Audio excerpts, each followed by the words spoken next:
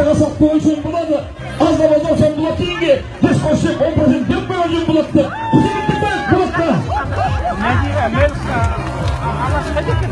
Ана көңілі көріп бұл.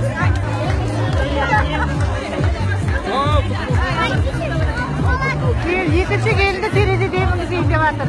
Кранменен де қой. Иә. Неге қойсақ болады? Қазақтың салт дәстүрімен деп айтсайшы, бәрін басынан бастап. Бір үйге ит келіп түскенде сондай біреуін етістен біреуін үйден кіргізіп, қазақи бұрынғы сәт дәстүр деп ойбай. Ал кетті келін қалайын қызықтаймыз бәріміз.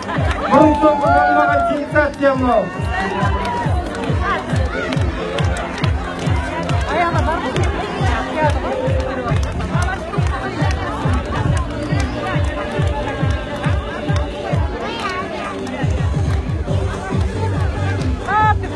Алаш қайда, алаш! Алашжан келді қабылда.